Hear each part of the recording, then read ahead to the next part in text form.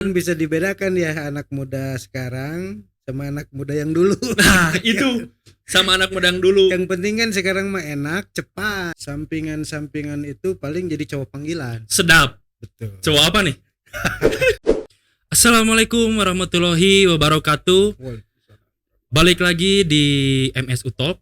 Hari ini teman-teman, kalau kemarin mungkin MSU Talk sudah kedatangan musisi. Dan hari ini kita bakal ngobrol-ngobrol perihal tentang makanan yang toyib, makanan yang bergizi. Lebih tepatnya kita bakal ngobrolin makanan-makanan yang ada di rumah sakit nih. Jadi karena banyak sekali di luaran sana yang ngomong bahwa emang iya sih makan rumah sakit, emang benar sih makan rumah sakit itu nggak enak dan lain-lainnya lah. Nah hari ini kita bakal ngebahas itu perihal dari mulai pengolahan, dari mulai proses persiapan sampai penyajian makanan sampai ke pasien. Nah hari ini juga kebetulan kita kedatangan salah satu juru masak di rumah sakit Kota Bandung. Kita langsung aja ke Mang Ason. Gimana Mang Ason? Apa kabar? Alhamdulillah, alamin Kang Imal. Sehat. Mang Ason ini salah satu juru masak atau chef di rumah sakit swasta di Kota Bandung. Betul ya Mang Ason ya? Betul lah. Nah, mungkin sebagian banyak orang juga udah banyak yang tahu lah dengan Mang Ason. Tapi biar lebih dekat nih sama para pendengar MSU Talks. Ya betul. Kita kenalan dulu lah. Ya. Enaknya ini manggilnya apa nih? Mang, Kang, Om, Bang, atau Chef Ason nih? Kira-kira. Biar lebih akrab kita panggil Mang aja ya. Oke. Mang Ason. Nama tenar. Mang Ason. Ya siap. Mang Ason, ini nama asli atau nama panggung nih Mang Ason? Itu nama tenar. Nama tenar. Betul. Nama asli? Nama asli Aep Sonjaya. Oh. Ason itu singkatan. Keras. Ya. Asep Aep Sonjaya, singkatan Betul. jadi Mang Ason. Ya. Sekarang lagi sibuk apa aja nih Mang? Sekarang masih tetap kinerja di rumah sakit swasta di Bandung, tepatnya di Kopo. Oke. Keseharian di sana. Begitu. Selain kerja di sana ada di sampingan-sampingan apa lagi Mang? Sampingan-sampingan itu paling jadi cowok panggilan. Sedap. Betul. Cowok apa nih? Kan cowok panggilan identik dengan negatif ya. Betul. Nah kalau kita itu lebih kepada makan enak. Oh. Gitu. Jadi ketika ada suatu event, saya biasa dipanggil. Jadi Mang datang nggak dia bantuan masak. private kitchen itunya Mang. Begitu. Oke. Nah, berarti kalau sekarang kerja di rumah sakit mana Mang?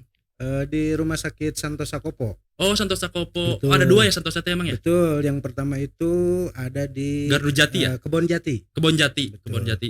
Oh, Mang Ason yang di Kopo. Yang di Kopo berarti. Betul. Oke. Berarti lulusan perhotelan, lulusan chef berarti ya Mang Ason ya? Oh, Atau ahli gizi? justru sangat bertolak belakang sekali dunia pendidikan saya dengan dunia pekerjaan sekarang ini. Hah? Emang dulu Betul. emang dulu di lulusan mana Mang? Saya kuliah di Unpad. Di Unpad. Ya, di Fakultas Sastra. Sastra Sunda. Sastra Sunda. Betul sekali. Nah, ini agak unik, menarik dan antik nih teman-teman. Iya. Kuliah lulusan Sastra Sunda, Tapi bekerja jadi jadi chef juru Di rumah masak sakit. di rumah sakit. Nah, betul. kenapa Bang awal mulanya bisa jadi chef di rumah sakit Bang? Begini, kita flashback ke belakang kali ya. Dulu waktu ngambil kuliah di Unpad, bercita-cita sih nerusin jejak langkah dari bapak almarhum. Beliau kan dulu di Depdikbud ya. Oke. Dulu mah Depdikbud Departemen Pendidikan dan Kebudayaan. Sekarang berarti kan jadi Diknas ya. Dia. Pendidikan Disparpud. Bukan. Diknas. Oke. Ke Disparbud apa Disbudpar itu. Nah, itulah. Itulah, Disbudpar gitu. itu. Oke. Gitu. Tapi setelah ternyata zaman itu lulus kuliah, ternyata si ijazah itu tidak laku, dalam artian bahwasannya itu kita melamar ke sana dan ternyata tidak ada formasi seperti itu. Jadi ya udah balik lagi nih ke Bandung nih. Oh sebelumnya berarti bukan di Bandung. Betul, kan kalau kuliah tuh di Unpad yang di Jatinangor tuh. Iya iya iya. Kemudian pulang kampung lah. Pulang. Alhamdulillah kan orang Ciamis kita. Oh oke, berarti dari Ciamis Mm-mm. kuliah dulu Kuliah di di Bandung, di Bandung, di Unpad. Unpad yang di Jatinangor tuh. Oke, setelah lulus balik Terus lagi. balik lagi. Oke. Dan ternyata formasi di Depdikbud waktu itu tidak ada gitu. Yang sesar Sunda. Hmm, Oke. Jadi ya otomatis kan balik lagi nih gitu. Emang pada dasarnya sih dulu senang masak gitu. Oke. Jadi bahwasanya di keluarga itu banyaknya kan kakak-kakak itu laki-laki ya. Tapi didikan ibu setiap anak khususnya laki-laki harus bisa melakukan pekerjaan perempuan. Oh, oke. Jadi udah hal biasa tuh masak, nyetrika, Iya, iya, orang iya, Sunda iya. makannya. Dan emang sekarang mah laki-laki yang bisa masak saya emang keren, Mang. Betul. Wah, keren gitu kelihatannya tuh. Suka bikin gimana gitu. Jadi semua pekerjaan perempuan itu bisa dilakukan. Oke. Salah satunya adalah memasak. Nah, itu menjadi suatu hobi bagi saya waktu itu. Oke. SMP, SMA, nah kemudian kuliah ya. Berarti ngekos kuliahnya, Mang? Ngekos di Jatinangor. Apalagi ditambah ngekosnya. Betul. Jadi kan Bertahan, ngirit nih. bertahan masak ngirit. Oke. Gitu. Asalnya hobi, nah bisa jadi ke profesional, itu gimana, Mang? Nah, itu teh ketika setelah lulus nih ceritanya yang balik lagi ke belakangnya. Ya, jadi apalah serabutan gitu. Tapi tanpa lepas daripada ya biasalah ya kalau itu waktu itu di rumah kakak ya bantu-bantu masak dan sebagainya begitu. Dan tetap itu masih terus diasah walaupun tanpa background pendidikan dari dunia tata boga. Iya. Dan akhirnya mencelok lah tuh di kafe, bukan di kafe, di food court. Oke, food court gitu. Di food court itu waktu itu tahun berapa ya, 2001-an lah. Wah, 2001 udah kerja, mulai tipis-tipis kerja, Mang. Betul. Jadi itu waktu jadi cook helper. Oh, jadi cuci piring, bantuin koki, Iya. nyiapin makanan, prepare buat nyiapin masakan seperti itu. Nah, dari situ mulai waktu itu teh di Chicken Hainan Singapura. Pertama kali kerja di dunia kuliner. Di perdapuran seperti itu. Kemudian beranjak dengan seiringnya waktu pindah satu tempat ke tempat kerja yang lain. Seperti itu. Dan dari situlah mulai keasah dunia tata boga, dunia masak memasak, dan akhirnya sekolah lah yang 1 tahun. Sekolah tata boga untuk mendapatkan ijazah sertifikat lah seperti itu. Oke. Dan pada akhirnya kan si sekolah itu tutup buku, tidak ada lagi sampai sekarang. Alhamdulillah berlanjut seiring dengan waktu ya di food court, kemudian di restoran, sampai akhirnya tahun 2006 lah ada panggilan dari salah satu catering ternama di Indonesia. Di Indonesia yang punyanya tokoh politik di Indonesia tuh saat ini. Oke. Punya catering namanya Indocater. Begitu, punyanya Pak Surya Paloh. Sekarang dulu di situ sempat di situ, Mang. Oke. Jadi salah satu rumah sakit baru di Kota Bandung meng-hire orang-orang dapur, orang-orang tata boga, orang-orang yang di dunia kuliner untuk melakukan pemrosesan makanan, tapi khusus untuk pasien seperti itu. Berarti teman-teman nggak langsung tiba-tiba lulus sastra Sunda langsung kerja di chef rumah sakit, berarti kan emang ya? Iya. Banyak dulu, masuk dulu ke sini, kerja dulu kuliner di sini di ABC gitu. Betul. Ya. Jadi keluar masuk dulu di dunia masakan seperti itu. Dan bahkan sempat sekolah dulu kan emang ya? Betul. Berarti punya ada ijazah tata boga kan berarti ya? Nah, karena memang dulu juga papa saya chef, Mang. Dulu juga papa saya chef, sempat di apa namanya ya yang di Subang itu tempat hotel Sabda Ciater. Ciater, Heeh. sempat di Ciater di HI kayak gitu. Memang kata, nah dulu saya juga sebenarnya cita-cita pengennya teh jadi chef mang, Iya iya cuma iya. karena kata papa nggak cocok, karena kalau chef itu butuh yang ulet, Heeh. yang rajin sama yang Betul, suka betul. teliti lah gitu. Betul. Iya, Nah iya. itu teh nggak ada di aku, jadi aja nggak jadi gitu. Iya iya iya. Karena pengen sebenarnya mah gitu jadi chef teh, karena keren lah buat aku teh gitu. Oh, gitu ya. Chef juru masak atau chef laki-laki teh Mhm. keren aja gitu kalau di belakang dapur teh gitu, di Oh. belakang kitchen teh gitu. Heeh. Keren lah pengen gitu, tapi ya karena nggak direstuin lah sama papa, jadi nggak dilanjut buat jadi chef. Nah, kalau misalkan memang di tata boga di apa namanya di chef di rumah sakit itu tanggung jawabnya sampai mana sih, Mang? Apakah sampai nutrisi, sampai gizi, atau memang hanya masakan saja gitu atau gimana, Mang? Begini. Jadi pada awalnya ketika kita melakukan wawancara dan tes lah ya, berbeda dengan pada umumnya Iya. chef yang lain. Nah, chef-chef di tempat yang lain kan, Mang? Betul. Gitu. Kalau kita itu sebelum masuk ke lolos ke rumah sakit, kita itu setelah berbagai psikotes, kemudian wawancara, terakhir ada medical check up. Oh. Jadi orang-orang yang mau masuk ke rumah sakit itu harus ada medical check up dulu. Berarti lebih ketat emang ya? Lebih ketat. Harus ada sehat dulu berarti ya? Oke. Karena kan kita nantinya akan mengurus makanan untuk orang yang sakit. Begitu. Untuk pasien. Jadi kalau kitanya tidak sehat kan bakal menularkan kepada pasien yang sedang dirawat seperti itu. Oke. Karena kan pikirannya ya saja aku juga mikirnya kayak gitu, Mang, bahwa memang chef rumah sakit itu pasti beda sama chef-chef di resto-resto Ya, lah gitu. betul. Nah, apakah juga bertanggung jawab, Mang, atas gizi atau atas nutrisi? Nah, kalau nutrisi itu ada bagiannya. Kita lebih kepada produksi. Oke. Jadi pemrosesan pengolahan makanan bagi pasien.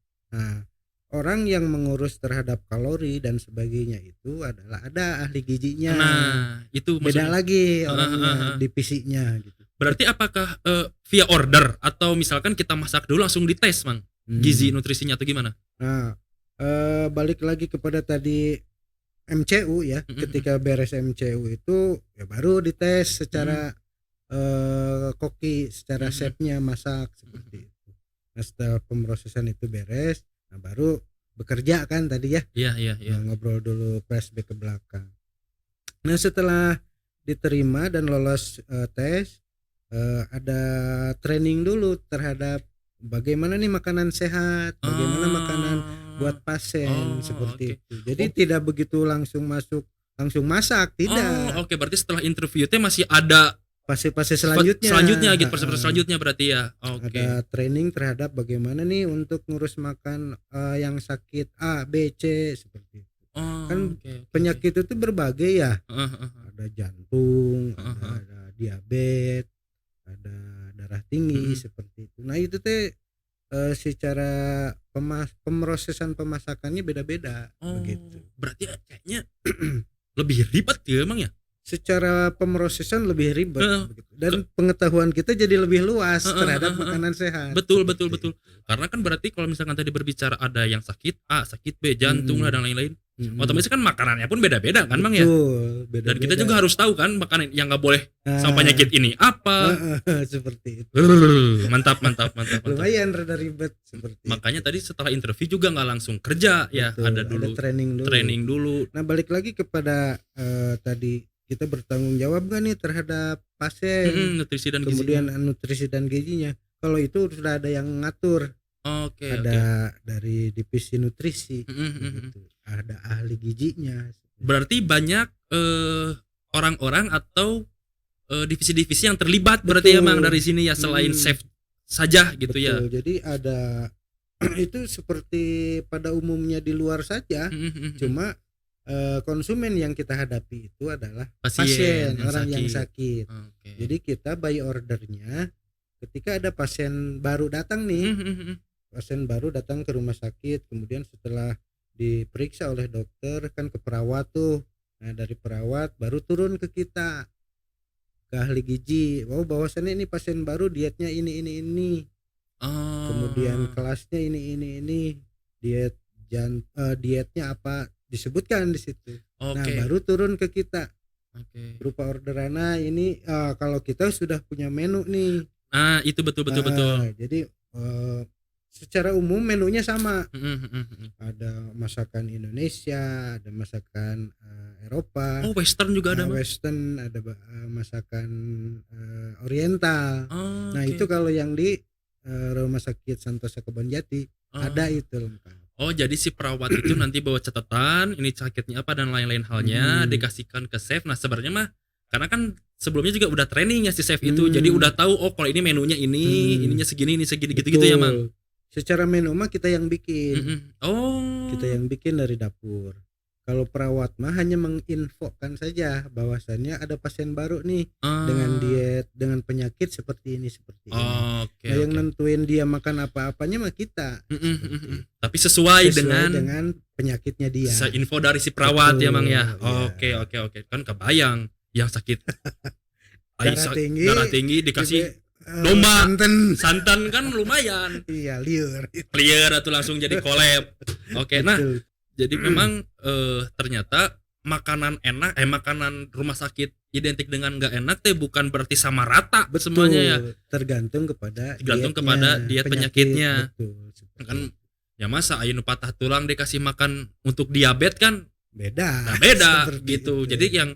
Jadi teman-teman kalau yang masakan identik nggak enak itu memang tergantung betul. dari penyakitnya Betul. gitu. Mm. Jadi nggak akan yang sakitnya patah tulang atau yang sakitnya misalkan tabrakan terus dalamnya sehat, nggak akan mungkin makanan yang nggak enak gitu ya, Mang ya. Betul. Kayak Seperti makanan biasa aja gitu ya, betul, tapi rasa tetap sebenarnya. rasa Gitu. sebenarnya cuma Tidak, makanannya sehat, tidak pakai penyedap. tidak pakai penyedap atau Betul, pecin betul, kayak seperti gitu. itu. Nah, jadi ini buat teman-teman, kenapa makanan di rumah sakit itu pas teman-teman masuk ke rumah sakit dan makanannya nggak enak, berarti organ dalamnya lagi rusak, Nah, teman-teman. seperti itu. Gitu.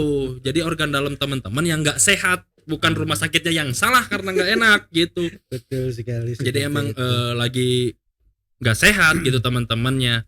Jadi mungkin nanti kedepannya kita kalau umpamanya kita ngobrol lagi gitu ya. Iya. Ya nanti ada ngobrol-ngobrol kemudian cara memasak makanan yang sehat. Iya, iya, iya. Nah, bagaimana cara untuk mendapatkan rasa gurih tapi tidak memakai pecin tadi Nah, seperti itu Mang. Nanti kedepannya kita Betul, betul, ini betul. kan. Nah, ini Mang sedikit juga lah, Mang. Kalau makanan itu kan memang harus halal dan toyib ya, Mang. Betul. Halal dan toyib dan sehat gitu dan baik gitu. Nah, yang dimaksud dengan toyib itu kan kalau halal mah mungkin teman-teman udah jelas lah. Maksudnya ada yang halal, ada yang ini boleh, ini enggak, ini boleh, ini enggak. Betul. Nah, kalau yang toyib itu yang seperti apa ya, Mang? Kalau toyibnya itu bahwasanya kita memaknai bahwa makanan itu sehat, Mhm, kemudian asal usulnya pugu, mhm, mhm, gitu. mhm, Kemudian mhm. bisa menjadi suatu penunjang Iya, iya, bagi iya. tubuh kita, bagi keberlangsungan kita, terlepas daripada bisa menyelamatkan kita dari api neraka Oke, seperti itu. ya betul, betul. Jadi si makanan itu tidak hanya enak, Mhm, mhm. tapi asal usulnya juga puguh. Iya, iya, iya. Jadi tidak mengandung hal-hal yang membuat kita tanda tanya Iya, seperti iya, betul, itu. betul. Karena kan kalau setahu saya sih kalau pas belajar-belajar bahwa makanan juga di muslim kan akan nyambung kepada dari mulai makanan pun akan nyambung kepada akhirat begitu Betul. apa yang kita makan. Mhm. Terus saya baca juga makanan itu bakal nyambung juga kepada kita tingkah laku, Betul, pola seperti- pikir Ya. begitu. Sampai segitunya kan kalau di muslim gitu. Betul, betul. Karena kan ada juga kalau nggak salah salah satu sahabat Imam Syafi'i atau siapa gitu. Dia makan itu memang harus terjamin dulu halal dan toyibnya, makanya dia bisa menghafal Quran, jadi hafiz dan lain-lain begitu. Jadi kan salah satu prosesannya adalah kayak menyembelih ayam gitu ya. Oke. Kan kalau kita sebagai muslim kan harus puguh gimana keabsahannya. Ya, makanya salah satu persyaratan dari supplier rumah sakit Oke. di Sentosa harus punya keabsahan Iya. label dari MUI. Oh, Jadi oke. penyembelihannya memang benar-benar Iya. seperti itu secara Islami. Iya, berarti insya Allah terjamin berarti ya kalau Ya, misalkan di insya dalam Allah. syarat itu ya Mang, ketika ada legalitas dan lain-lain ya Betul, kan ya. seperti itu. Karena kan ya di muslim sendiri juga sangat berpengaruh apa yang dari apa yang kita makan begitu, sedangkan kan sekarang juga sulit juga nih nyari yang halal, toyib dan bergizi dan sehat Iya. gitu kan. Betul sekali. Ya mungkin solusinya ya olahraga lah mungkin ya Mang ya, Betul. untuk Ditunjang. ditunjang dengan olahraga kan untuk membuang racun-racun yang ada di tubuh gitu. Ya Untuk alhamdulillah kan rata-rata ya bukan rata-rata sih, cuma kebanyakan yang kita lihat kalau chef itu pada subur ya. nah Begitu. ini nih yang menarik. Mang Ason umur berapa Mang? Alhamdulillah mau menuju 46. Mau hampir setengah abad, mau hampir 50 tahun. Kalau misalkan teman-teman lihat langsung, badan Mang Ason ini keker teman-teman. Perut rata, tangan keras gitu, padahal umur 46 tahun. Jadi masih bugar, sehat gitu. Itu apa Mang? Apakah dengan nyambung juga dengan apa yang sering Amang makan atau Ya, kan gimana Mang? betul. Selain olahraga ya Mang? Bahwasannya kan kita tadi halal thayyiban ya. Bahwasannya kita mengkonsumsi makanan yang sehat tentunya, kemudian makanan yang bergizi, kemudian makanan yang betul-betul kaidah keberadaannya itu halal dan thayyib seperti itu. Jadi menuju ke sana, kemudian menjauhi makanan-makanan yang dilarang oleh kita. Oke, oleh muslim ya, oleh Allah. Seperti itu. Oke. Jadi di samping tadi makanan ditunjang, kemudian olahraga juga diperjalankan seperti itu. Olahraga? Mm-mm. Olahraga apa aja nih Mang? Yang hampir Olahraga. 50 tahun ini nih. Coba. Paling lari pagi gitu kan. Kan misalnya kan kalau umur segitu tuh biasanya cuma lari pagi, subuh gitu kan. Karena papa dulu kayak gitu. Umur 50 tahun larinya cuma lari pagi aja. Alhamdulillah olahraga ekstrim lumayan, masih banyak tuh dalam artian ya naik gunung masih, Mantap. kemudian hiking kan beda ya, Iya, naik iya. gunung sama hiking. Iya. Kalau naik gunung mah bisa sampai camping, Mhm. kemudian kalau hiking mah lari ke gunung, bersepeda, Apa? main motor juga kadang off road lah gitu, kecil-kecilan. Umur 50 tahun masih off-road Bang? Keras. Mantap. Tuh teman-teman, umur 50 tahun Mang Ason karena ditunjang juga dengan makanan yang 46. sehat. Oh 46, hampir 50 tahun. Heeh. Umur hampir 50 tahun, 46 tahun. Karena ditunjang juga dengan makanan yang sehat, makanan yang toyib, dan juga ditunjang dengan olahraga, itu masih segar bugar teman-teman, masih tadi masih off-road, masih naik gunung, masih trail run berarti ya Mang. Masih hiking, masih lari bolak-balik gunung teman-teman gitu. Jadi mungkin ini juga buat teman-teman, apalagi buat saya nih yang masih muda Mang Ason. Betul. Maksudnya kan terkadang anak muda juga masih banyak yang memang tidak memikirkan makanan-makanan sehat. Nah, seperti Berpikirnya itu. itu kan mumpung masih muda, makan aja apa yang kita makan, padahal kan nanti Betul. terasanya kan ya Mang. Efeknya nanti kan ke depannya Nah, bagaimana, itu. seperti itu. Apalagi kan ya saya juga lah gitu ya, udah makan apa aja yang Kan dimakan. bisa dibedakan ya anak muda sekarang sama anak muda yang dulu. Nah itu sama anak muda yang dulu. Yang penting kan sekarang mah enak, cepat, Nah tanpa gitu memikirkan efek jangka panjangnya seperti kan. itu. Nah, jadi kan sama juga kayak saya udah makan apa aja yang dimakan, terus olahraga juga kan Kurang. masih semaunya kan, masih semaunya. Jadi lumayan juga nih ketika ngelihat Mang Ason umur segini masih sehat, masih bugar. Jadi contoh juga nih buat anak muda, karena kayaknya kalau ngelihat dari perawakannya, aduh fisik sama anak muda kayak saya sih masih masih berani doi gitu buat adu fisik mah gitu. Kalau misalkan teman-teman ngelihat langsung nih, ini serius teman-teman gitu. Jadi insya Allah lah, ya mudah-mudahan ini juga buat inspirasi buat teman-teman semua bahwa jangan mikir hari ini doang gitu ya maksudnya. Betul. Tapi mikir juga jangka panjangnya seperti Ya, apa gitu, betul. karena kita juga bakal tua teman-teman gitu kan, karena kayaknya kurang asik juga gitu kalau misalkan tua cuma duduk di kursi doang gitu gara-gara sakit kan gitu ya. Betul sekali. Walaupun memang sakit mah kan itu ya Sudah kehendak kehendak Allah Ya. gitu, tapi kan kita bisa mencegah, bisa ikhtiar untuk penyakit-penyakit itu tidak terkena kepada kita begitu. Betul. Nah, terakhir Mang Son, semoga ini buat anak muda juga bisa jadi inspirasi. jadi inspirasi bahwa kita itu bakal ngalamin tua gitu. Betul. Jadi harus dijaga dari muda maksudnya gitu. Iya. Bahkan belum tentu kita tua gitu kan. Bisa jadi di tengah-tengah kita udah mati gitu. Jadi kita jaga dari sekarang, dari mulai pola makan, dari makanan, dari olahraga, karena nggak enak banget kalau misalkan setelah nanti tua kita berpenyakit dan banyak pantangan makan. Uang mah banyak uang dan lain-lain, tapi makannya nggak boleh segala dimakan, cuma boleh nasi sama ini. Aduh, kan Tidak lumayan dinikmati ya. nggak dinikmati gitu. Jadi Betul. kita jaga kesehatan kita dari mulai sekarang. Oke teman-teman, MSU Talks nanti kita bakal ketemu lagi di episode selanjutnya dengan bintang tamu yang insya Allah menginspiratif dan bisa diambil manfaatnya buat teman-teman semua. Jadi terus stay tune untuk dengerin dan lihat, nonton YouTube di MSU Muslim Speak Up, di MSU Talks. Semoga nanti kita rezeki lagi bisa bertemu lagi dengan Mang Ason. Betul. Untuk ngobrol-ngobrol lagi lebih selanjutnya. Kita praktek nanti. Nanti kita praktek lah. Kita tagih Mang Ason buat praktek bikin masakan sesuatu ya. gitu. Oke, wassalamualaikum warahmatullahi wabarakatuh. Waalaikumsalam. Bye.